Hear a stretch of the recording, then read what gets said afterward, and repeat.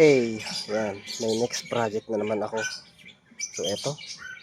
Mag-airgun, Ilocos. Kaling Ilocos. So, ang gagawin ko dito, sabi ng may-ari, lalagyan daw ng shroud. So, sakto, dumating na itong mga materials ko. Ito, aluminum. E6 aluminum. Tsaka ito, CF tube. Ang outer diameter, 25 mm. Tapos yung inner, 23. Tapos ang silencer, ito na rin daw yung gagamitin. So, nasukat ko na yung thread. Ang size ng thread, 28 by 1/2. So, supported naman sa aking mini lathe machine. Kaya, sige. Tapos, syempre, itong silencer din, ang thread, 28 by 1/2 din.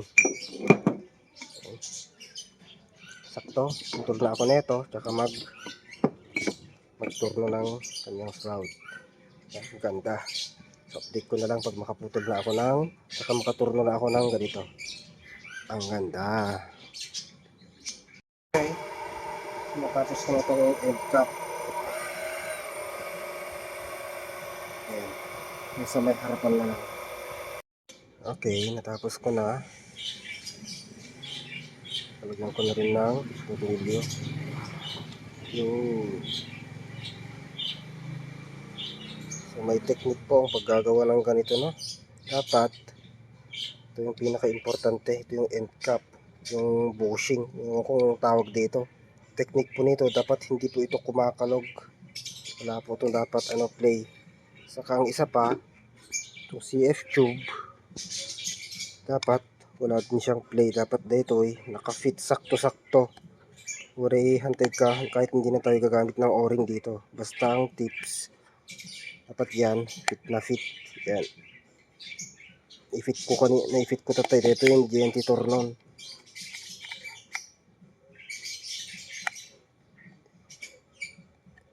Okay, kabila.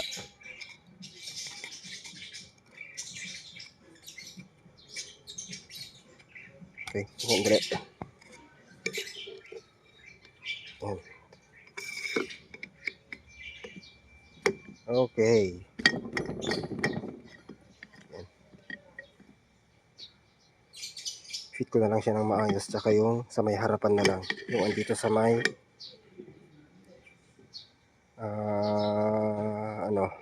crowning. Okay.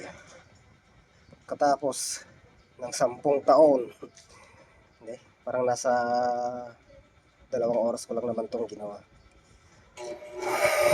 Okay, sentro.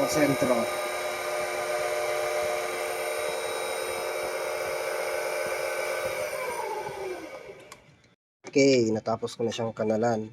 So, ito muna yung ginamit kong pangkanal. Mini drill press. Tapos, nilagyan ko lang siya ng ito. Parang meron siyang cross vise. Yan. May X and Y na Ito. Pwede naman kung mga maliliit lang, yung mga ganito lang. Kinaya na inabutan niya Medyo mainit pa. Oops, medyo napudot pa Yan. Okay.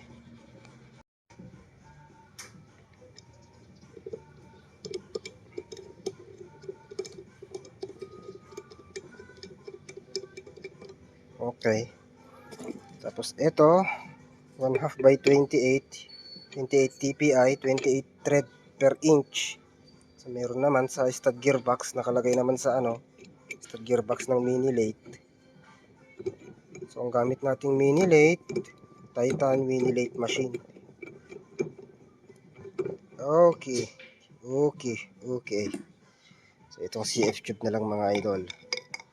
Ay, aji ko yun, nalipat ako yung kabila aji ko. Ito sa may dulo. Okay. Okay, na-fit na siya. So ang susunod na step dito ay yung pagputol na ng CF tube. So may technique din po ang pagkakat ng CF tube. Ito. Kasi oras na pinutol na to, wala nang balikan, no? Kaya syempre, hanggang mabalinyag kamali. So ang tips, ilagay itong nasa murdong niya. Ayan. Higpitan tapos luwangan ng konti kahit mga ganyan. Tapos kustong tuno kwa higpitan, Yun, may natitirang space kasi habang hinihigpitan tong CF tube, ito mismo hahatakin at hahatakin niya tong barrel. Yan. Kaya damon lang tulong na itis round. Ganyan. Lagay sa dulo. Lagyan ng tape. Markahan. Yan. Lagyan ng tape, saka markahan, saka putulin. Ang pangputol, ito. Ito lang yung pwedeng pangputol natin. Kasi, ang mabalin niya, kilo. Humino kilo di pinangkat, tatabingin na siya. Kaya kailangan talaga na ito. Mabalin siguro, may GNT late machine kaso, hindi na kaya ng late machine to. Yan. Hindi kaya ng spindle bore ng late. Kaya ito talaga yung pangputol. Okay, so putulin ko lang. Yan luwangan ng konti. Ito sa may dulo, lagyan ng tape, markahan. Saka putulin. Ayan. Okay, naputol na. So, talaga yung pangkat. Tapos, may mga himulmul dyan. Kailangan na lang linisin. Ayan. Yung sinasabi ko kanina, lagyan ng tape, tatlo hanggang magasgas, pwede carbon fiber tube, sayang bitlaing. Ayan na siya. Tanggalin ko lang itong tape, tsaka i-fit. Okay, so ayan na siya.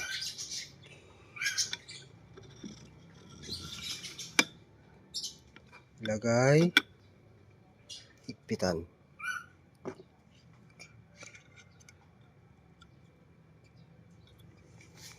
Tamang higpit lang. Saan na? Oops. Yo.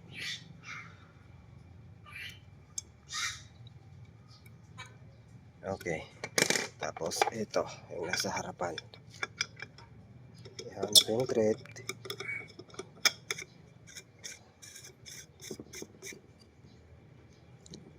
Okay. Yan na siya. Tapos ito,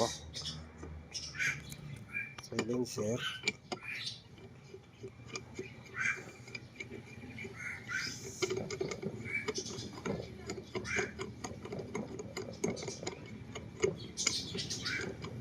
Okay.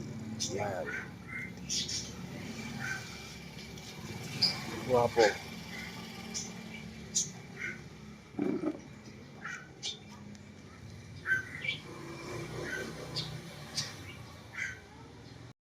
So, nag-recharge lang ako ng konting hangin kasi diyan natay nasa ko alam, nasa ano ata. So, may hangin tayo sa halos 1,000. So, check natin.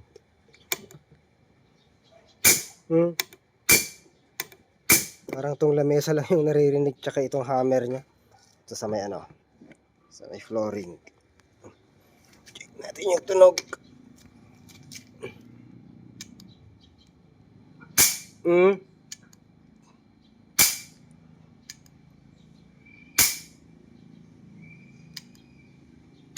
Okay. Compare natin kung walang shroud. Tanggalin natin.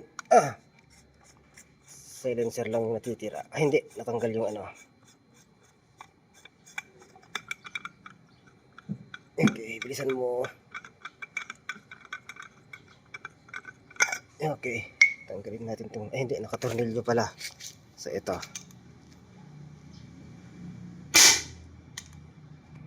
Sana.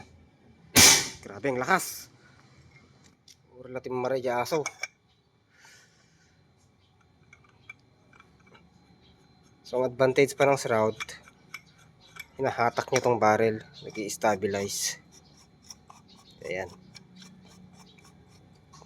Okay. Okay. Yan lang yung higpit. So, check natin kung may sayad. Kasi natin makita walang sayad. Okay. Nagwapo.